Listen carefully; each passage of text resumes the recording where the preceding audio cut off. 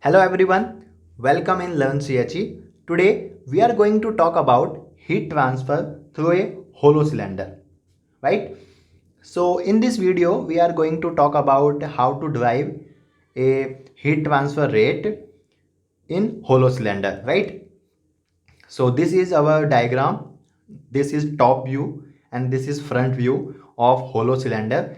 And I would like to tell you one thing, because many times student confused in hollow cylinder, and when they solve numericals, so they are not able to solve numericals. So suppose I did not have the same geometry, so I am using this to tell you about the hollow cylinder. So suppose this is a hollow cylinder, okay, and this is the height of the cylinder, okay, and this is the radius, or we can say inner radius, and this is outer radius of this hollow cylinder, right? And now let's understand this via this top view. Okay, so I am just assuming that this one, okay, this one is my r1 inner radius, and this one is my r2 radius. Okay, and what am I doing? Am I in this solid? This is a solid portion, right? From here to here, from here to here, and in this geometry, this portion, right, from here to here, this is my solid portion. Okay, let's see this very closely, because when you will solve numericals, so you will find the problems to find the radius and temperature. So that's why I am considering this geometry along with this. Okay, and here I am taking this strip. Okay, I am taking this strip to drive the equation, and I am considering that the radius of this strip is dr, and the temperature of this strip, okay, that is dt. Now I am okay, and I am also just assuming that the heat transfer rate is q in in this direction. You can say radial direction. In this direction, the heat transfer rate is q. Okay, and the temperature of this inner radius, or we can say this inner wall, that is T1, and the temperature of this wall, that is outer one, that is T2. Okay, so and here we can also understand it that the temperature of here, right, the temperature here is T1 and the temperature here is T2, right? The outer one, this is the outer one, and this is inner one. And I am considering here, you can see I am considering here the thickness. Okay, the strip, I am considering here the strip.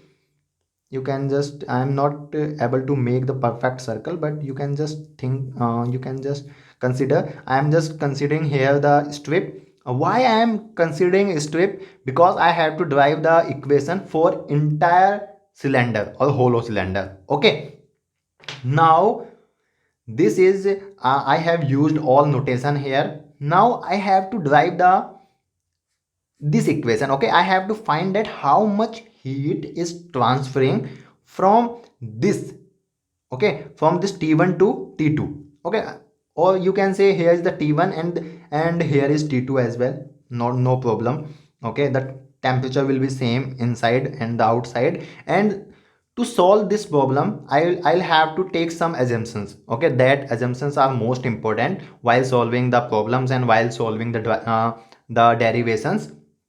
Okay, so this was my top view, this is my front view. And in front view you can also see that this is my length, that is L. Okay, and this is my center line. Okay, or this is R1 and this one is R2. Okay, here the R1 was from here to here, and this is also same. Guys, this is top view. I am looking from here. Now this is front view, I am looking from front. Okay, so this is my, this was my R2 here, this is my R2, right? And here I am also taking the strip, same strip. When I am looking this from front view, so I am able to look like that. So that is TR, and the same the temperature is DT, right? And the direction of heat transfer, that is like that. Okay, in a radial direction, because here was the direction is like that. Okay, so here is direction is like that. okay, from here to here, from here to here in a radial direction. Okay, and here is temperature is T1 or here is temperature is T2, same like T1 and T2. Now before solving the problem, okay, or before solving the derivation, I will assume some assumptions that is I think most important while solving the derivation. So my first assumption is that is one dimensional heat transfer. The second assumption is steady state heat transfer. Okay, and the third one is I can say the temperature is not varying. Okay, and the temperature is not varying in a particular place. Guys, uh, please understand this concept. The temperature is not varying in a particular place is that the temperature is T1 here, right? So it will be T1 here, it will be uniform here. Okay, and it is decreasing like that, and we can also see that it is decreasing like that, T1 to T2. Okay, it does not mean that the temperature will be same from here to here. No, the temperature will be same here, here in this particular place. The temperature will be T1 and here the temperature will be T2. If there is temperature dt, so it will be dt in the entire, you can say, the strip, right? This is the meaning of the third assumption, right? And the fourth assumption is the isothermal surfaces, right? Now let's see the one thing. I'm assuming that, or I'm saying that this is the our solid portion, and this solid portions has a one property, and that property I am defining with K. Okay, the K is a thermal conductivity, and that thermal conductivity of this solid portion, right? This solid portion has a thermal conductivity K, and that thermal conductivity is a property of that material, that solid material. And if suppose this is a solid material, so I am saying that it has a thermal conductivity K. Okay, and this K, okay, the fifth property is this K is not varying with temperature as well, right? Means the K is constant. Okay, so I have draw the some assumption. The first assumption is one dimensional heat transfer. The second one is steady state. What is the meaning of steady state? What is the meaning of steady state? The steady state means the my variables are not changing with time, right? The temperature is not varying in a particular place. I have told you about this. And the isothermal places the same. You I can say or, okay, these both statements are same. And the fifth one is K is not varying with temperature. And here is the sixth one, I can say no heat generation. No heat, what does that mean? Heat is not generating within the system, or no, or we can say no heat is retained. Means no heat is you can say is not lefting within the system. Okay, so now we have assumed these six assumptions. Now we can derive the equation very easily. Okay, so as we know, okay, we know that the Fourier's law, right? We know that according to Fourier's law, our heat flux is directly proportional to temperature gradient, right? I think this is visible. Uh, this is already. If you do not know, then don't worry. Now, what is heat flux and what is temperature gradient? These two things is most important.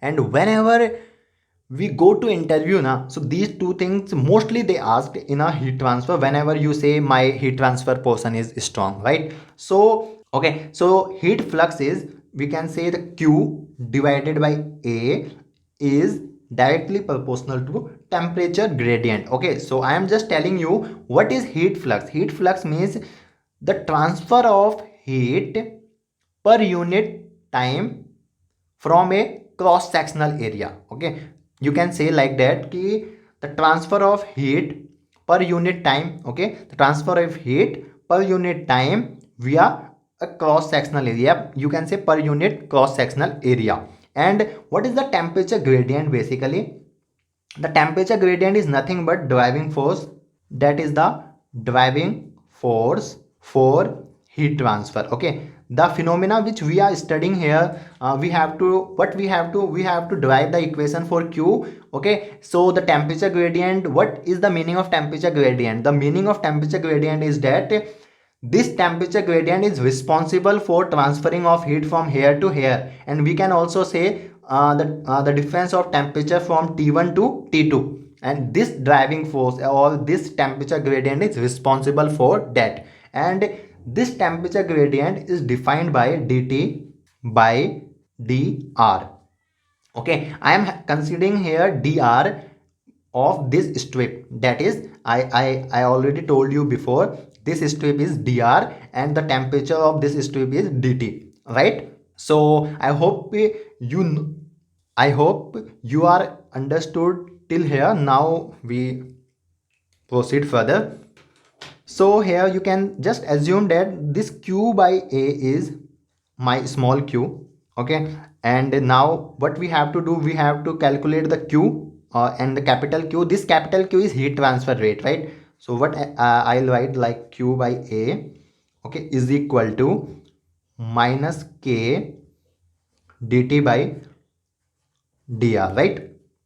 Just see this image as well, guys, this is most important. And now if you will understand this image, so you will be able to understand this image as well. Okay, this derivation is not tough if you know all, if you have understood this image, right? So what we have to do here, we have to put the formula of area of cylinder, right? So q is equal to minus k a, so I am writing a here, dt by dr, right? Now one thing which you should have to know, that is this minus. Why I am using this minus? Okay, that is most important and you should have to know about it. Okay, so I am using minus here because look, the temperature is T1 here and T2 here.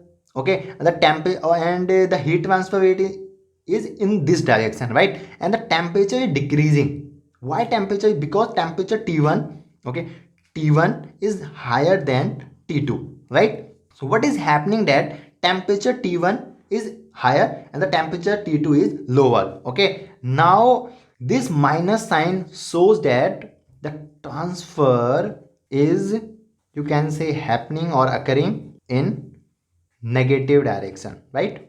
In negative direction, or we can say also we can also say that T1 to T2, right?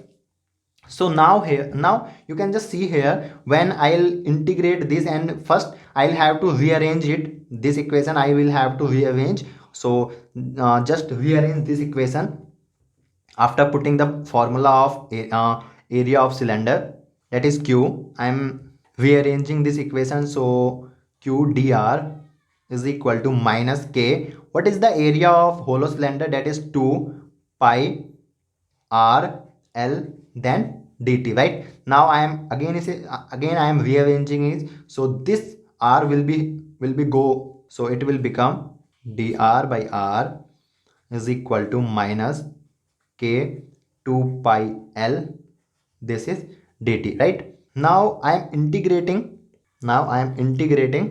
this equation, and let's see the integration. And the integration is, okay, so the q is here from, okay, so that is dr by r is equal to minus k 2 pi dt, right? Why I put out this 2 pi rl outside? Because these are constant. Okay, k is constant, 2 is constant, pi is constant, l is constant. Now I'll have to put the limit, or we can say the boundary conditions.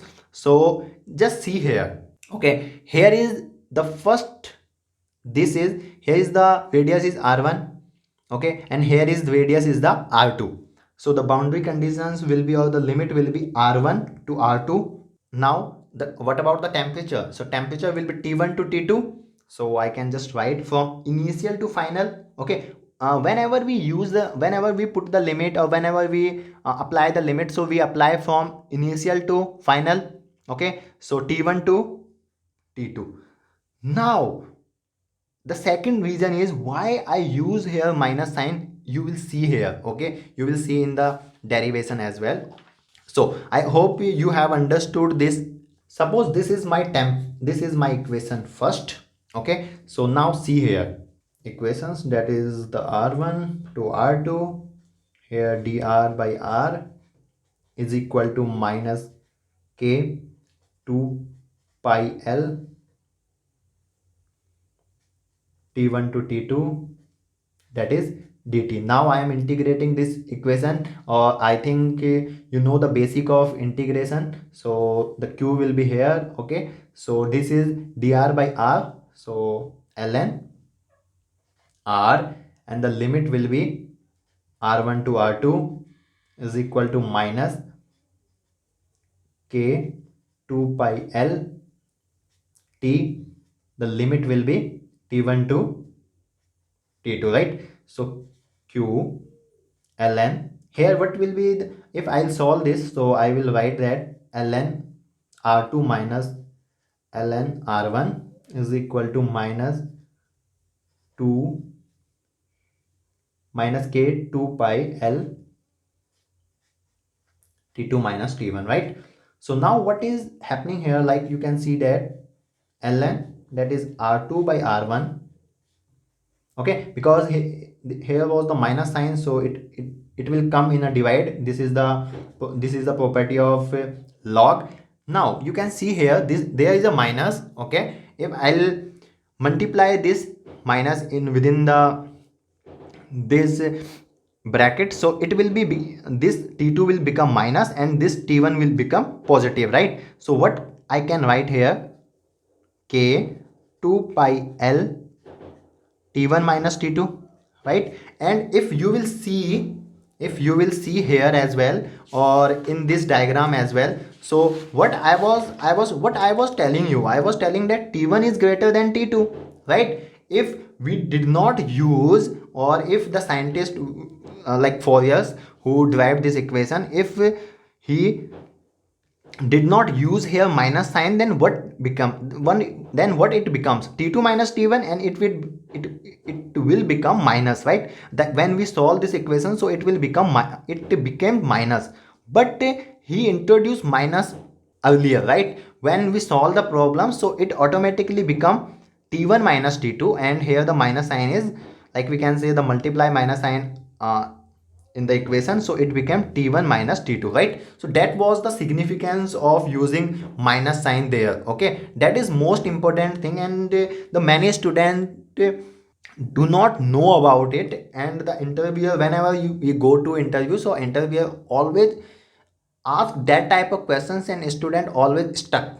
So that is most important thing, okay, which you should have to know about it. Now I can easily write the equation of q, that is q is equal to k 2 pi l, that is t1 minus t2, and in a dip, here I can write r2 by r1, right? Now I can also simplify this equation by writing q is equal to t1 minus t2. I am writing this is delta t, right? This delta t is showing that the difference in temperature. Okay, and here is ln r2 by r1, right? And 1 by 2 pi k l.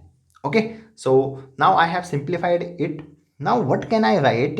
The delta t divided by, you know guys, one thing that is the most important, that is by r is equal to I. This formula, what this formula is telling us, this formula is telling us this is voltage, that is a driving force, this is the resistance, okay, this is current, right? The same is here, this is q, that is, you can say, compare this is q, this is I. Okay, the v, that is a driving force, here the driving force is delta t, and the r, now this portion will become our r.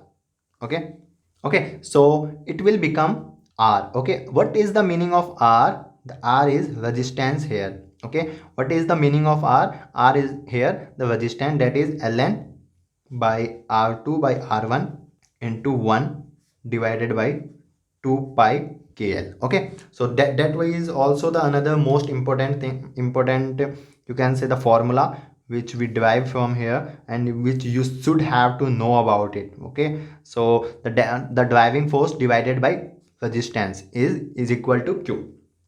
Right, now what can we do? The Q is equal to, that is delta T divided by ln R2 minus R1. Oh sorry, that is R2 divided by R1. Here is what I can do. I am just writing here R2 minus R1. Okay, I'm multiplying and dividing R2 minus R1, right? So here is also R2 minus R1. Now the divided by 1 by 2 pi KL. Okay, so now this portion, which portion, and this is most important guys, please understand it very carefully, that is this portion. Okay, will become what? This portion will become delta T is equal to Rm divided by, what can I write here? R2 minus R1 into 1 divided by 2 pi KL. Oh sorry, that is KL, right? So the Q, that is delta T. Now I am writing it in a very simple manner, so that is 2 pi KL into Rm, this R1, divided by R2 minus R1.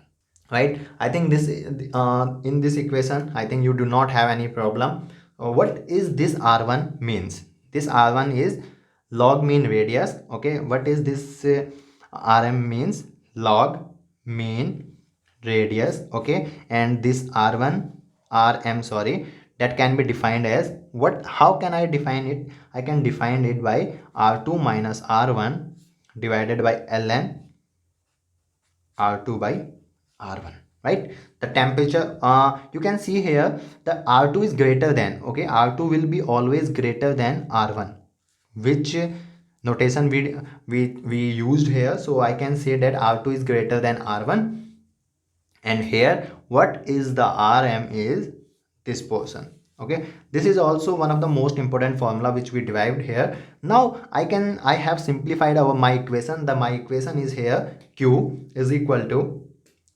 delta T 2 pi KL Rm divided by R2 minus R1. Okay, now this is my equation and this is my final equation from where I can define and I can calculate the heat transfer rate in the hollow cylinder. Right, this is my hollow cylinder and this is my equation of heat transfer rate. Okay, so I have a one question for you guys, and that is most important, and I hope you will tell me in a comments box. That is, I use here, like you will see here Rm which I use here. Now the question, and then you can say the homework. The homework for you is that why we use the assumptions, the first one, and the second question is that why I use here this log mean radius. That is the two most important question for you, and I hope you will tell me in a comments box, and you can also join our Telegram channel to find the picture of these images. Okay, so that all for today. I hope you like that video. If you have any doubts, so you can ask in a comments box as well as in a Telegram channel. So thank you for watching.